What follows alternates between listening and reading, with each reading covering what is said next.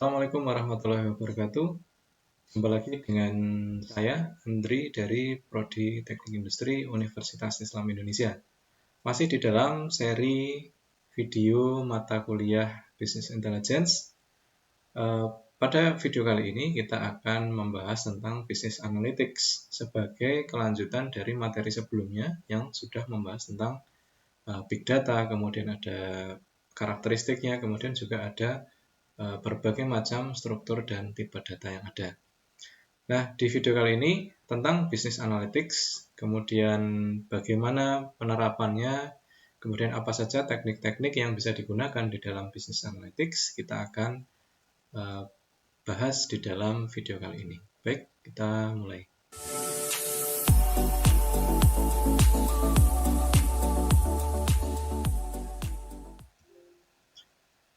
Untuk materi Business Analytics ini masuk ke dalam pertemuan ketiga di mata kuliah Business Intelligence. Nah, untuk mengetahui teknik-teknik atau metode-metode yang sudah digunakan oleh profesional maupun peneliti tentang kondisi-kondisi bisnis yang ada, sebenarnya sudah ada beberapa teknik mulai dari sejak lama. Nah, kita bisa lihat di dalam buku Business Intelligence, Analytics, and Data Science, A Managerial Perspective, tulisan dari Sharda, Rames, dan Dursundalen serta Ephraim Turban. Di sini dikatakan bahwa sejak tahun 1970-an, kemudian sudah berkembang apa yang disebut sebagai DSS atau Decision Support System. Kemudian pada saat itulah juga sudah berkembang yang disebut sebagai Artificial Intelligence maupun sistem cerdas. Kemudian berlanjut muncul ada yang disebut sebagai Relational DBMS atau apa yang sudah Anda pelajari dalam mata kuliah Sistem Manajemen Basis Data. Kemudian juga tahun 80-an juga sudah mulai ditemukan yang disebut sebagai ERP atau Enterprise Resource Planning. Kemudian masuk ke tahun 90-an, ditemukan Executive Information System, kemudian metode visualisasi data atau pelaporan dengan dashboard dan scorecard, dan kemudian juga mulai berkembang data warehousing. Kemudian lanjut ke tahun 2000-an, di mana Business Intelligence mulai berkembang pada saat itu, termasuk juga data mining serta text mining. Kemudian ada juga sudah mulai dikenalkan ada yang disebut sebagai cloud computing. Kemudian 2010-an ke sini itu sudah masuk ke era analytics dan big data, di mana kita sudah bahas ciri-ciri big data, kemudian ternyata kondisi-kondisi tersebut yang ternyata match dengan kondisi apa yang kita alami sekarang, di mana sudah mulai banyak perangkat-perangkat teknologi yang mulai menghasilkan data, harapannya untuk bisa membantu kehidupan manusia. Nah, sumber-sumbernya dari mana? Ada dari social network, kemudian media-media lain yang kemudian dijadikan bahan untuk dianalisis. Kemudian ada in memory dan in database. Kemudian ada juga big data analytics. Nah, sebenarnya ini adalah upaya-upaya bagaimana kalau kita lihat ya dari tahun 1970 sampai sekarang, ini kita lihat polanya sebenarnya sudah ada kesadaran bahwa data itu memegang peranan penting yang kemudian lama-kelamaan ke sini data menjadi aset yang salah satu aset yang penting untuk bisa mengambil keputusan yang tepat bagi perusahaan. Nah, kalau kita lihat mungkin fokusnya berbeda antara tiap masa ya. Mungkin dulu di awal-awal dikenalkan sistem cerdas, bagaimana kita bisa mereplikasi kecerdasan seorang pakar, seorang ahli yang kemudian bisa kita tanamkan ke dalam sebuah sistem. Harapannya sistem tersebut dapat merekomendasikan sesuai dengan apa yang sudah atau logika seperti apa yang dimiliki oleh ahli atau expert tadi. Kemudian berlanjut masuk ke arsitektur database-nya, kemudian masuk ke data warehousing, kemudian sudah mulai bermunculan teknik-teknik analytics. Nah, sebenarnya kalau kita cluster gitu ya, cluster menjadi dua, teknik analisis data ini sebenarnya terbagi ke dalam dua, yaitu business intelligence dan data science. Nah, perbedaannya di mana? Anda bisa baca di slide ini. Di sana kalau BI ini cenderung menyediakan laporan, dashboard, dan query untuk kemudian bisa menjawab pertanyaan seputar bisnis untuk periode saat ini atau di masa lalu. Nah, BI ini lebih memberikan tinjauan ke belakang untuk menjawab kapan dan di mana sebuah fenomena itu terjadi. Dan di dalam BI ini cenderung menggunakan data yang terstruktur.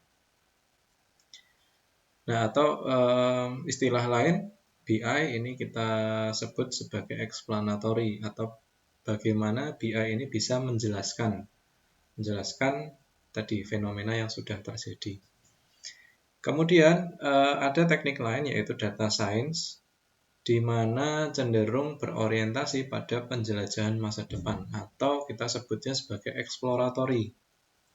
Dan fokusnya adalah analisis pada kondisi saat ini untuk memungkinkan pengambilan keputusan tentang kondisi yang ada di masa depan. Dan di dalam data science, kita dimungkinkan untuk menggunakan berbagai macam tipe data. Kalau kita plot ke dalam grafik untuk lihat posisi antara BI dengan DS atau data science, kita bisa bagi ke dalam dua sumbu ya. Ada waktu, kemudian ada pendekatan analitiknya. Untuk business intelligence, dia lebih bersifat explanatory dan waktu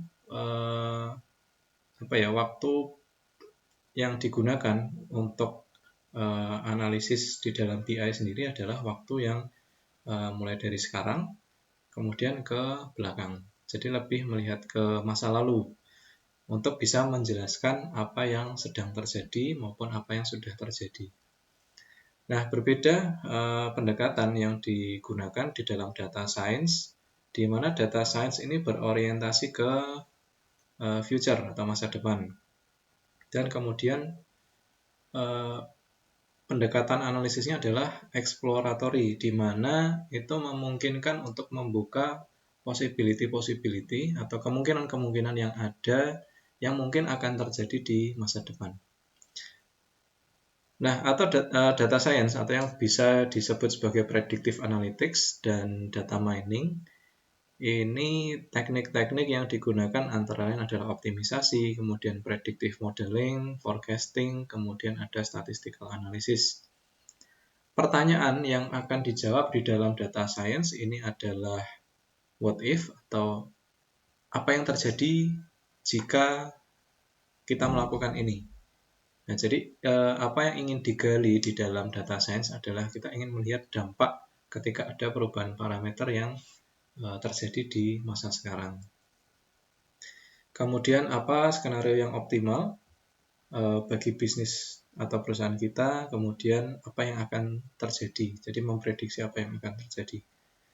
Berbeda dengan business intelligence yang fokusnya ke dalam reporting atau pembuatan dashboard, kemudian alerts, kemudian ada query dan details on demand, di mana fokusnya ini nanti akan menggunakan structured data. Dan sumber-sumbernya ini menggunakan sumber-sumber tradisional, yaitu biasanya hanya berkutat di database sistem informasi yang kemudian sebenarnya sudah dikumpulkan di dalam, mungkin ada di software enterprise resource planning-nya, kemudian data-data tadi kemudian ditampilkan dalam sebuah dashboard agar memudahkan manajemen untuk bisa menganalisis kondisi yang ada sekarang.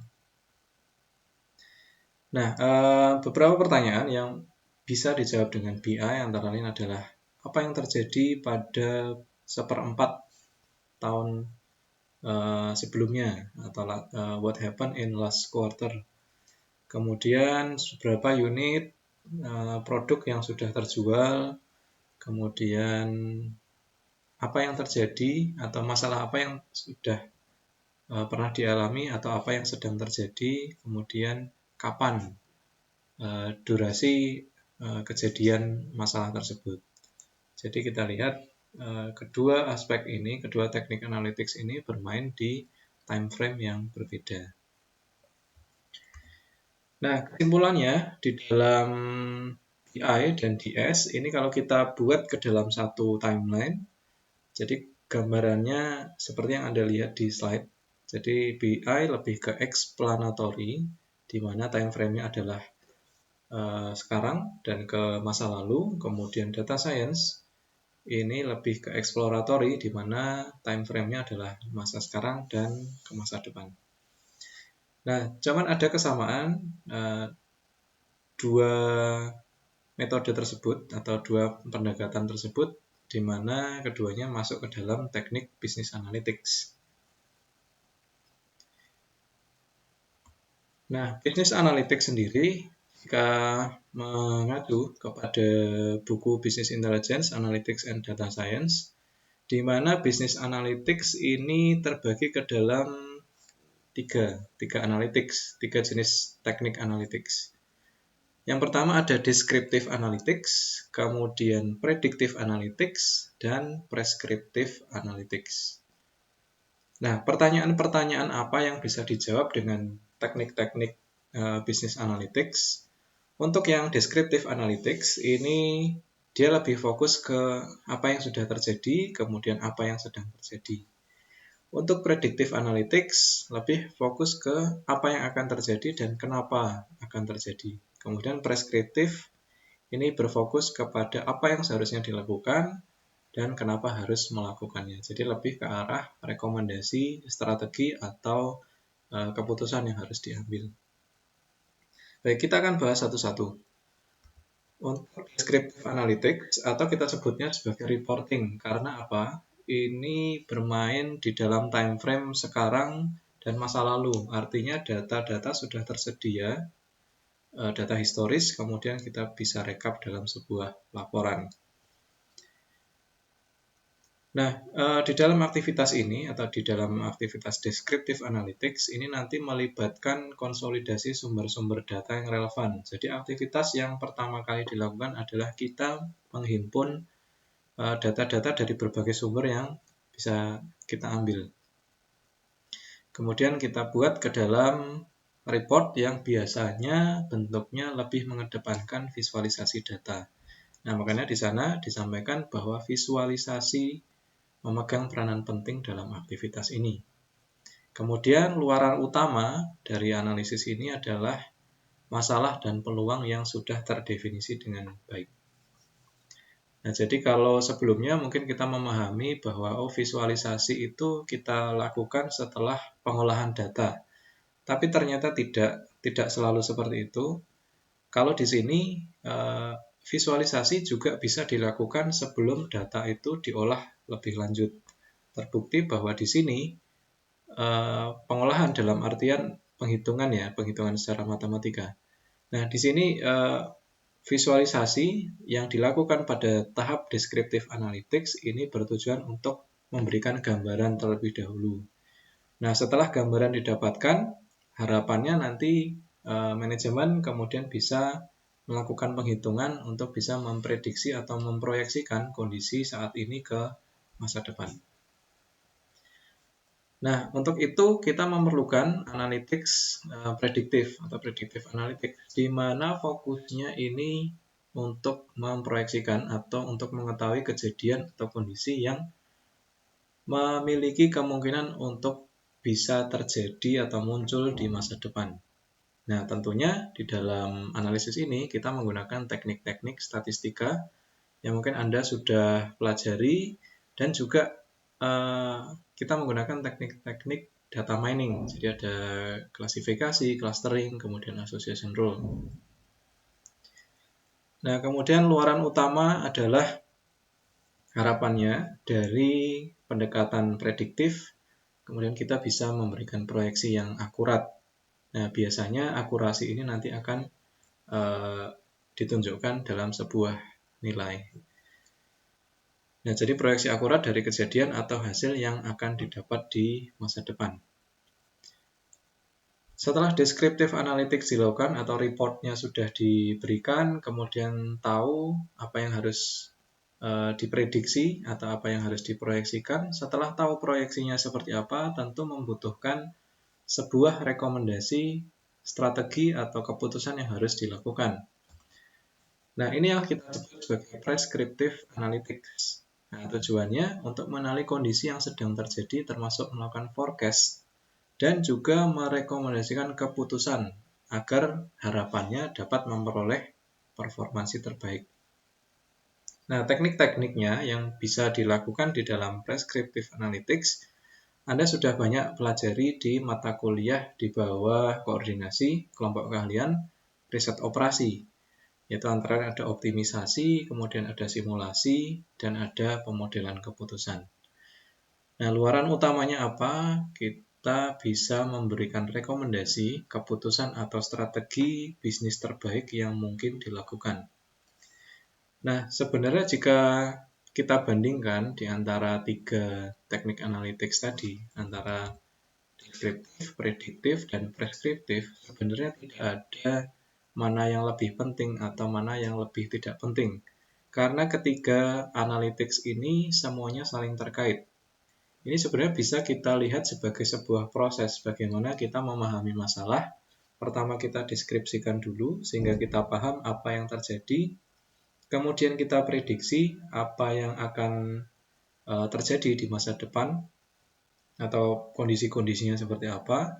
Setelah kita lihat beberapa kemungkinan-kemungkinan yang terjadi, kemudian kita bisa memberikan rekomendasi dengan prescriptive analytics.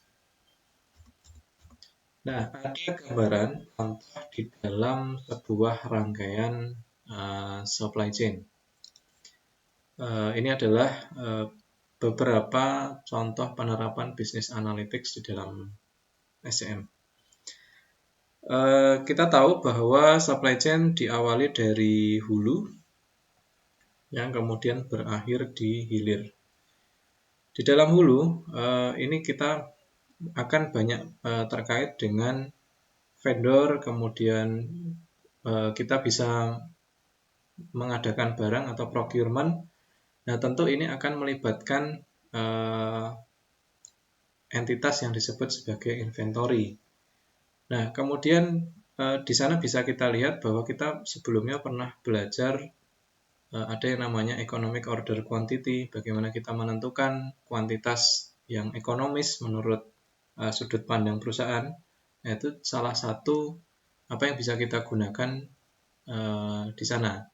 Cuman tidak hanya sekedar di situ, kita juga bisa tentukan kira-kira biaya yang optimal itu seperti apa, kemudian ketika inventory ini sudah masuk di dalam gudang, kemudian kita bisa lihat kira-kira mana inventory atau misalnya raw material yang fast moving atau yang slow moving. Nah, harapannya setelah kita tahu kondisinya seperti ini, kita deskripsikan, kemudian kita bisa buat prediksinya. Kira-kira dalam sekian periode ke depan, mana raw material yang bisa jadi mungkin akan lebih cepat habis. Termasuk juga kalau kita geser ke kanan, kemudian masuk ke dalam warehousing, di mana di dalam gudang tentu ada beberapa layout yang berbeda. Dan mana material-material yang tergolong fast moving dan slow moving tentu peletakannya pun harus berbeda. Termasuk juga ketika Anda di mata kuliah di data mining, Anda sudah belajar tentang association rule, di mana ada salah satu metode yaitu market basket analysis. Tentu itu bisa digunakan ketika kita mengidentifikasi mana material-material yang besar probabilitasnya untuk bisa diambil secara bersamaan. Dan itu tentu akan memberikan benefit bagi perusahaan. Kemudian kita bisa masuk lagi ke misalnya bagian sales. di mana pada divisi tersebut tentu membutuhkan prediksi demand yang ada, kemudian bagaimana tren yang ada di customer, yang ada di masyarakat, kemudian bagaimana cara untuk bisa memenuhi demand yang ada. Termasuk juga optimisasi harga, bagaimana harga yang sesuai, yang optimal. Kemudian di akhir, di hilir, kita juga bisa melakukan analisis, misalnya di channel-channel atau di outlet-outlet yang langsung berkaitan dengan customer. Misalnya di sana ada CCTV, kemudian kita bisa analisis pada saat weekend kira-kira lebih banyak mana demografinya. Apakah orang tua, usia produktif, atau anak-anak. Nah, termasuk juga jenis kelamin. Banyak laki-laki atau banyak perempuan yang mengunjungi outlet tersebut. Itu kemudian nanti bisa dijadikan sebagai dasar pengambilan keputusan. Apakah kita mau mendesain outlet kita seperti ini, kemudian jumlah produk yang ditawarkan, keragaman produk juga bisa kita tawarkan di sana. Sesuai dengan data demografi misalnya yang kita dapatkan dari CCTV. Dan banyak yang lain yang sebenarnya bisa kita gali masih hanya di dalam satu rangkaian supply chain. Ini masih belum ketika kita eksplor ke bidang-bidang lain, misalnya di dalam olahraga. Saya dulu sempat ada permainan yang menarik gitu ya. Ada Football Manager, di mana di sana sebenarnya kita bisa melakukan analisis dari kegiatan sepak bola. Nah, itu adalah salah satu contoh permainan yang kemudian bisa paling tidak memberikan gambaran kepada kita bahwa analisis ketika sudah diberikan ke kita atau report yang diberikan kepada manajer, kemudian manajer bisa bertindak dengan dasar laporan tersebut. Jadi harapannya agar bisa mendapatkan hasil yang lebih baik. Nah, kemudian business analytics ini bisa berjalan tidak lepas dari faktor-faktor pendukung. Nah, ini faktor-faktor tersebut yang kemudian disebut sebagai analytics ecosystem, di mana tersusun dari 11 elemen. Kurang lebih gambarannya seperti ini. Ini dari buku Business Intelligence, Analytics, and Data Science, A Managerial Perspective. Di mana analytics ecosystem ini digambarkan ke dalam bentuk kelopak bunga. Bagian paling bawah atau bagian terluar ini ada 6. Kemudian naik ke atas atau bagian yang lebih dalam ada 4, kemudian yang paling tengah adalah Analytics User Organization. Kita tidak akan bahas semua, kita akan bahas fondasi-fondasi yang kemudian memungkinkan untuk dilakukan Business Analytics dengan lebih baik. Di dalam Analytics Ecosystem, untuk yang 3 pertama, ini ada Data Generation, Infrastructure Provider, di mana ini adalah pemain-pemain atau yang dalam artian ini adalah perusahaan-perusahaan yang kemudian bisa menjadi penyedia infrastruktur pembuatan data. Nah, untuk data generation ini sebenarnya akan lebih banyak kalau kita berbicara di dalam aspek Internet of Things, maka sensor memainkan peranan penting di era tersebut, di mana beberapa perusahaan seperti Intel, Microsoft, Google, Apple, kemudian mungkin ada juga perusahaan-perusahaan yang lainnya yang kemudian secara aktif memproduksi sensor-sensor yang secara aktif bisa mengumpulkan data secara otomatis. Kemudian ekosistem yang kedua ada Data Management Infrastructure Provider, di mana di sini berfokus pada penyedia infrastruktur pengelolaan data. Jadi contohnya penyedia hardware dan software untuk pengelolaan data atau manajemen data. Contoh ada IBM, Oracle, SQL Server, kemudian untuk Big Data ada Hadoop dan Kafka, dan lain-lain. Jadi ini penyedia layanan untuk pengelolaan data, baik itu yang berbasis tabel maupun yang tidak terstruktur atau yang bisa mengadopsi keragaman bentuk data atau yang di dalam big data tadi. Kemudian yang ketiga, ekosistem yang ketiga adalah data warehouse providers, di mana pemain-pemain yang ada di sini adalah penyedia teknologi dan layanan integrasi data dari berbagai sumber. Nah, ini contoh-contohnya ada IBM, Oracle, Teradata, dan Snowflake. Jadi data warehouse ini tidak hanya menyediakan tempat untuk penyimpanan data, tetapi fokusnya adalah untuk bisa melakukan penggabungan, konsolidasi, atau integrasi dari berbagai sumber-sumber mungkin yang sudah diproduksi oleh layer-layer sebelumnya. Jadi ada sensor, kemudian dari misalnya surveillance kamera yang kemudian semua data tersebut diintegrasikan di dalam satu sistem. Nah, jadi sebenarnya semakin maju perkembangan zaman, perusahaan-perusahaan yang diprediksi sukses ini biasanya mereka yang menyediakan infrastruktur untuk data. Jadi baik itu dari sensor, kemudian infrastruktur, pengelolaan, maupun integrasi data.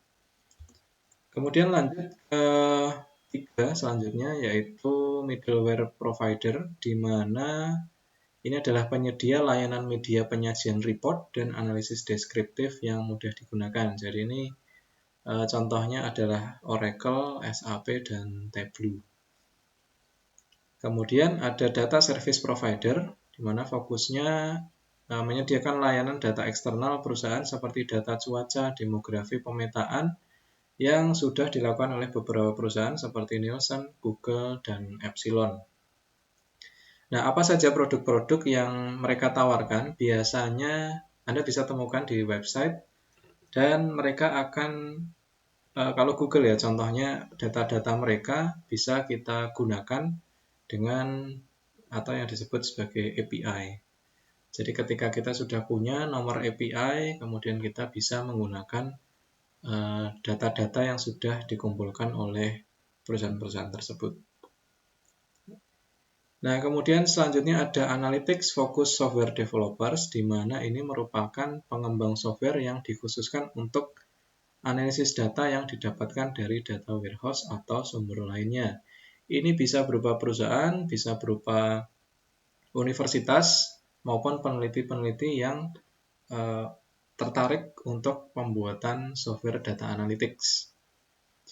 Nah, beberapa contoh ini bisa kita kategorikan menjadi deskriptif, prediktif, dan analytics. Masing-masing memiliki developernya masing-masing. Untuk yang deskriptif analytics ada Microsoft SQL Server BI Toolkit, kemudian ada Tableau. Nah, Anda juga bisa pertimbangkan untuk menggunakan software tersebut untuk menyajikan report di mata kuliah ini. Kemudian untuk predictive analytics ada perusahaan seperti IBM, SPSS Modeler, mungkin Anda juga menggunakan. Kemudian ada software R dan RapidMiner. Nah, sebenarnya Python juga masuk di sini, cuman sebenarnya Python lebih ke arah bahasa pemrograman. Dan Python sebenarnya tidak dikhususkan untuk analytics karena dia bisa secara umum digunakan. Jadi bisa digunakan untuk pembuatan website. Jadi tidak fokus hanya di analytics saja. Meskipun sebenarnya untuk analytics pun tidak kalah powerful dibandingkan software yang lain. Kemudian ada prescriptive analytics. Ini biasanya lebih ke arah software-software yang kita gunakan di dalam operation research. Ada Lindo, Arena, kemudian ada Flexim yang mungkin Anda sudah gunakan di mata kuliah simulasi komputer. Baik, ini adalah materi untuk video kali ini yang membahas tentang business analytics. Untuk referensi, saya menggunakan dari buku Business Intelligence, Analytics, and Data Science, Managerial Perspective untuk materi di video ini. Baik, demikian pembahasan untuk materi Business Analytics. Kurang lebihnya saya mohon maaf. Wabillahi taufiq wal hidayah. Assalamualaikum warahmatullahi wabarakatuh.